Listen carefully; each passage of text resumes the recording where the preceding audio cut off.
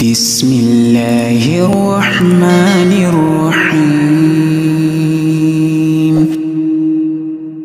Kalau kita bicara ilmu yang bermanfaat ini, yang pertama adalah ilmu agama. Karena ilmu agama ini yang membuat antum tahu yang halal dan yang haram. Tapi Ustaz, ada ilmu lain Ustaz, ilmu dunia. Nggak ada masalah, kalau bermanfaat engkau akan mendapatkan pahala itu karena ilmumu dimanfaatkan. Tapi yang lebih dari itu adalah ilmu agama. Karena seorang mau belajar di kedokteran jamaah, ya ini Ustaz bicara ilmu agama karena Ustaz belajar ilmu agama gitu. Orang yang belajar di kedokteran dan dia jadi profesor di sana, apa dia belajar tentang cara wudhu yang benar dari gurunya? Nggak ada. Apakah diajarin sama gurunya tentang doa sebelum tidur? Diajarin sama gurunya tentang doa masuk toilet?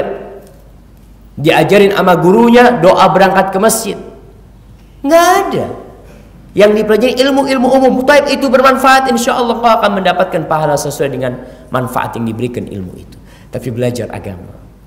Kenapa Anda tekankan masalah agama? Terus terang di negeri kita, ilmu agama ini disampingkan. Anda sering ingatkan bagaimana orang-orang yang sekolah di SD, berapa jam dia belajar agama? Berapa jam? Ngomongnya kita harus seimbang Ustaz, nggak boleh ekstrim kita. Kita seimbang, 50-50, 50% dunia, 50% akhirat. Bohong. Kau lihat agama berapa persen? Berapa persen? 5%, 10%, 90% semuanya urusan dunia. Kita lihatlah mall-mall yang besar-besar umpamanya. Kalau kita bicara seimbang dunia akhirat, kau masjid kau letakkan di tempat parkir yang kecil yang kotor. Kau katakan seimbang, nggak boleh ekstrim dunia dan akhirat. Kau bohong semuanya. Banyak kebohongan yang kita lakukan dan kepalsuan dalam kehidupan ini. Tatkala kita berbicara harus seimbang, tapi kita tidak seimbang. Dan itu kata Allah Jalla Jalaluhu, bal tu'thirunal hayatad dunya. Tapi kalian lebih mementingkan kehidupan dunia. Wal akhirah khairu wa abqa. Dan akhirat itu lebih baik dan lebih abadi jemaah. Kalau kita berbicara lebih baik, kau seharusnya investasi itu. Kalau ada dua investasi. Satu investasi yang menghasilkan 10 miliar.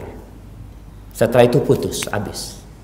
Satu investasi yang menghasilkan ribuan miliar dan tidak pernah putus. Kau akan pilih mana? Yang ribuan miliar. Tapi kata Allah enggak, kau akan pilih yang dunia. Kenapa sampai sekarang? Anak kadang-kala heran. Anak sempat ngomong sama abah anak, kenapa Bay? Masih ada orang yang tertipu dengan urusan penggandaan uang sampai hari ini jemaah.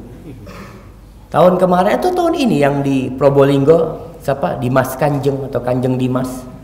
Itu bayangkan, ada orang yang tertipu punya uang 200 miliar.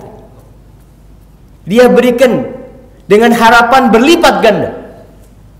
Orang punya 200 miliar, Masya Allah. Antum gak punya 200 miliar kira-kira datang kajian ke sini? Hah? Kayaknya enggak lah. Betul jemaah, orang kalau duitnya semakin banyak semakin jauh dari masjid kadang-kadang. Nggak semuanya ya. Tapi realitanya kadang-kadang yang datang ke masjid itu yang susah-susah. Nah, lagi susah, Masya Allah, datang ke rumah Allah lagi seneng, nggak tahu tempatnya di mana. Tapi tadi itu kita berbicara investasi tentang ilmu yang bermanfaat jemaah, bahwasanya kita di sini dengan ilmu agama itu kita mempelajari itu tentang mana yang seharusnya kita amalkan. Makanya jangan disampingkan. Banyak orang tua yang masih menganggap remeh. Kalau panggil guru ngaji ke rumah privat, apa sama gajinya dengan guru matematika atau guru bahasa Inggris yang privat ke rumah? Sama jemaah. Ustaz nggak sama Ustaz. Ustaz kan harus zuhud. Nggak boleh cinta dunia Ustaz. 300.000 cukup lah buat Ustaz. Nah, kalau guru bahasa Inggris, Masya Allah. Dan itu terlihat jemaah. Benar-benar kita ini meremehkan masalah agama. Secara pendidikan formal dan secara pendidikan non formal. Kita untuk urusan agama kita tidak penting ya buat kita.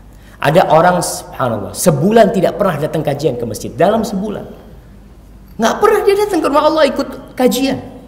Tapi ilmu-ilmu yang lain, masya Allah, kitabnya udah berapa banyak yang dia selesaikan. Maka cari ilmu yang bermanfaat. Dan ketika nih kita pulang dari masjid dapat ilmu bermanfaat, kita sebarkan.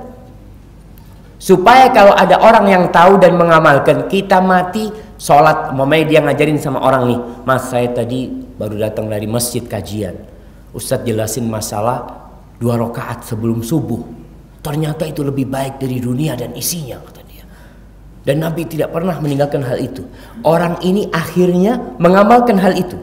Antum mati sholat 2 rakaat subuh, orang itu masuk ke timbangan pahala antum. Terus bayangkan, ilmu, tebarkan ilmu ini.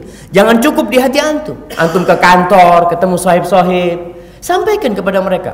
Ustadz malu mau menyampaikan, karena dibilang oh sok ustadz, sok apa. Itu malu yang tidak benar. Jangan. Kau seharusnya malu sama Allah.